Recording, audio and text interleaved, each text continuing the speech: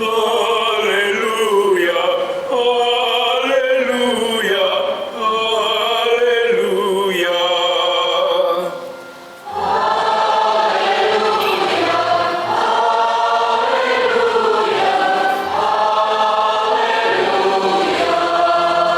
Bangsa yang diam dalam kegelapan telah melihat terang besar, dan bagi yang diam di negeri yang dinaungi maut telah terbit terang.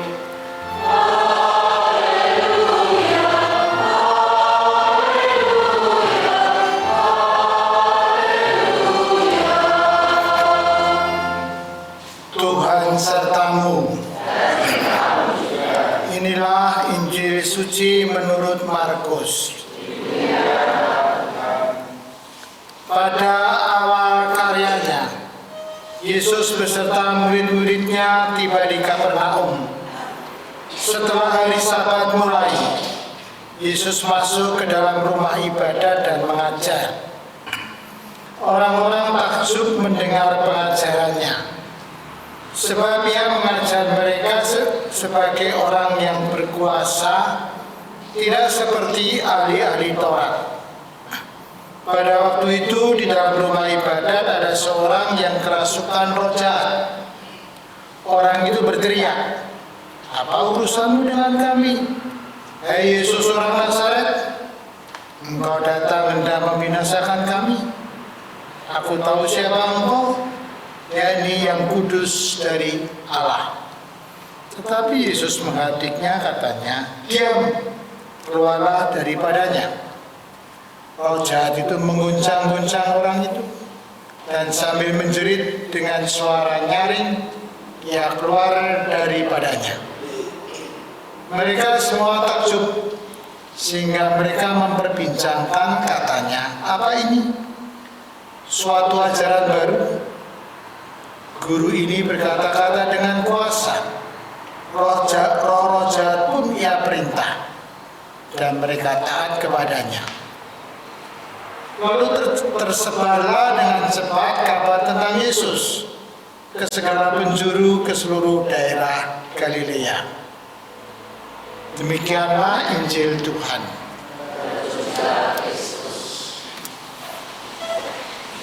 Terima kasih Romo Paroki sudah mendoakan yang berulang tahun. Yang pertama Ibu Lani, yang kedua adalah Romo Niko. Nah, ini tidak jelas. Ada dua Romo Niko, maka yang berulang tahun dua Romo. Bisa yang satu, bisa yang satu lagi. Tapi yang satu ini selalu ngeyel. Kalau pas ulang tahun selalu menghindar. Nah, ini sudah 3 kali, 4 kali di Banyumas, tapi selalu ngacil gitu ya. Ada alasan-alasan. Nah, bulan Desember yang lalu sudah rencana mau ke tempat kelahirannya di kandang sapi Solo, karena Romo yang satu ini namanya Limca ini itu lahir di kandang sapi Solo. Maka mau reuni mengenang kembali sapi-sapi yang mengerumuni ketika dia lahir. Sudah direncana, tidak ada misa, tidak ada jadwal di katedral. Karena tanggal 26, 27, 28 itu mau santai-santai di Solo. Sudah mau pesta besar di Solo. Sudah ada panitia dengan wali kota Gilbran juga di sana ya, sudah disiapkan di sana. Tiba-tiba Selasa pagi masuk rumah sakit. Ya, memang rencana Tuhan berbeda dengan rencana manusia. Wah, nggak jadi. Impian untuk merayakan ulang tahun nggak jadi, hanya menggeram, aduh sakitnya, itu sakitnya di kaki ini. Terus keluar Jumat sore kemarin, ditawali oleh Romo Niko, nanti kalau habis dari rumah sakit istirahat di Banyumas. Sorry, nggak mau, sombong orang satu ini. Banyumas kecil kan. Terus kemarin mau ke sini hujan, akhirnya malam itu pikirannya disambar geledek atau setan apa yang masuk. Ya sudah, kalau bisa merayakan Ekaristi di Banyumas karena tidak ada jadwal di mana-mana, mau ke Solo nanggung. Akhirnya nyangkut di sini bersama-sama merayakan Ekaristi, mensyukuri atas ulang tahun bersama dengan seluruh umat. Ini adalah sukacita. Ya, setelah melewati proses macam-macam keinginan manusia, tapi Tuhan menentukan pilihan jalan titik temu. Disinilah Banyumas. Yang kedua, ketika berada di lantai 4, kamar 414,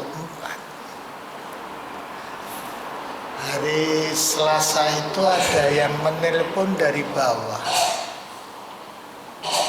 Paimin yang menjaga Linca itu ditelepon.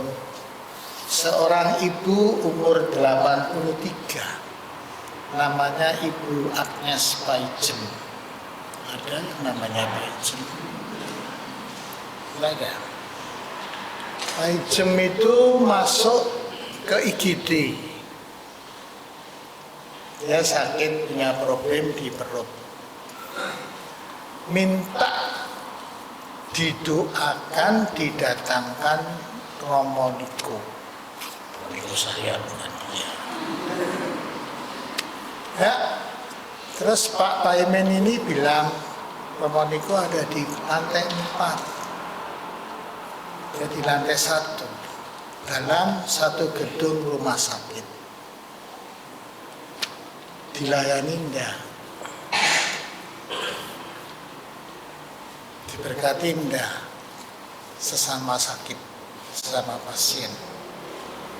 Katanya sesama sopir enggak boleh mendahului, sesama pasien boleh mendahului enggak. Terus saya bilang, kalau nanti mendapatkan kamar tidur, kamar Salmana sudah dapat beres semua, nanti dikunjungi. Sudah disediakan kursi roda supaya sesama pasien bisa mengunjungi ke lantai 3. Tapi ternyata ada yang memberikan pertimbangan, tidak usah Romo, siapa tahu nanti sakitnya beda, nanti ketularan di mana. Akhirnya lewat video call, didoakan video call. Ngomongnya jelas, bahasa Jawanya jelas, umur 83, pendengarannya jelas, matanya jelas, tajam. Hanya masalah perut. Lalu diberkati, lalu ada senyum, ada sukacita, ada harapan untuk sembuh, ada harapan untuk mau berobat. Ternyata saya merefleksikan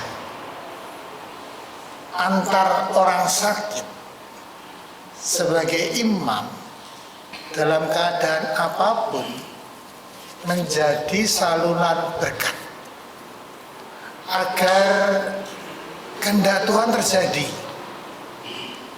di tengah-tengah sakit, di tengah-tengah penderitaan. Dalam Injil, Tuhan mau menyatakan, Yesus mau menyatakan kerajaan Allah itu sudah dekat, hadir. Kerajaan Allah adalah Allah meraja di dalam hidup kita, menguasai hidup kita. Lalu tandanya apa? Tandanya adalah hidup kita sukacita. Walaupun di tengah-tengah penderitaan. Maka saya merenungkan berkat sesama orang sakit ternyata membawa sukacita.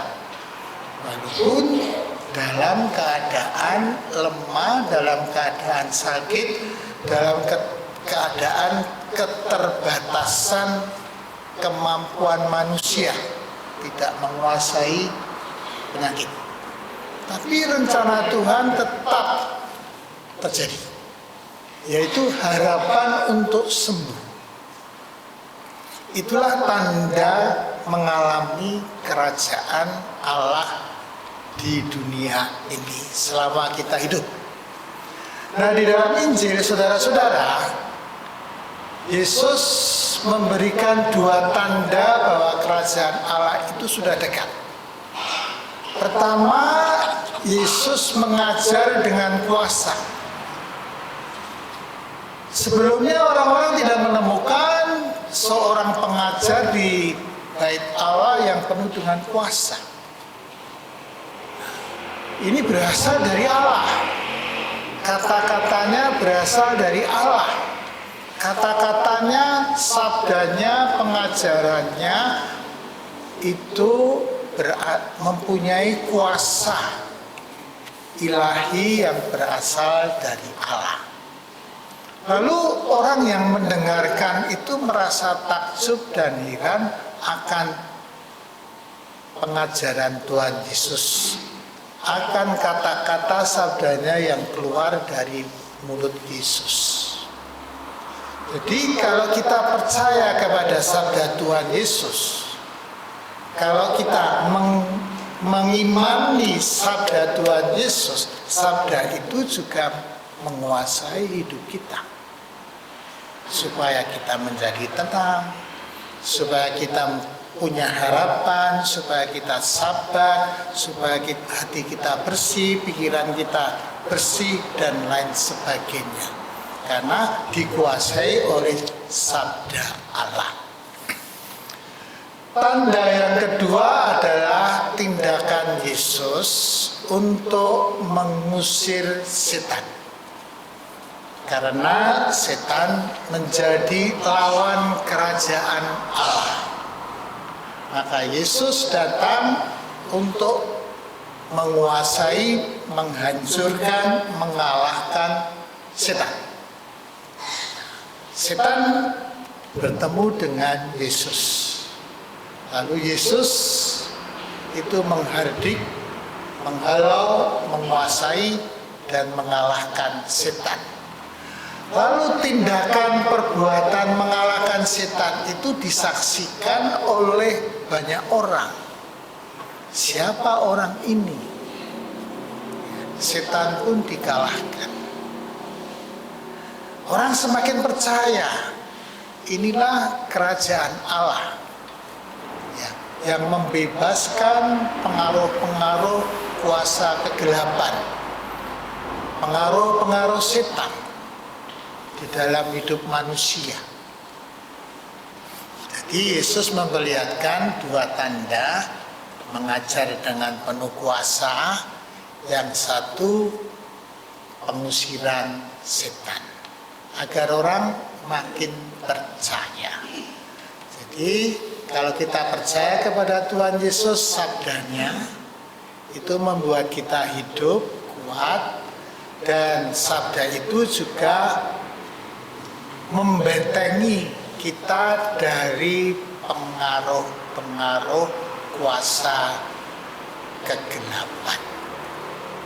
Saudara, inilah yang mau diajarkan Yesus pada minggu pagi hari ini tentang kerajaan Allah semakin dekat. Maka kita bersyukur bisa merayakan Ekaristi. Ya. Kita bersyukur kita diberi kesehatan. kita bersyukur, kita punya harapan. Walaupun ada yang sakit, ada yang susah, ada yang gelisah, ada yang belum punya jodoh, ya ada apa-apa. Nanti punya harapan. Ya. Apalagi nanti di tahun baru Imlek ada harapan anak-anak remaja dapat angpau banyak itu yang disediakan. Maka kurnya bagus-bagus, semangat-semangat supaya dapat angpau. Saudara-saudara, angpau kita adalah berkat dari Tuhan setiap hari, asal kita percaya akan sabdanya, asal kita percaya akan kuasanya untuk mengalahkan roh jahat. Tidak jelas setelah misa ini yang meniup lilin ulang tahun berdua atau salah satu, tidak jelas.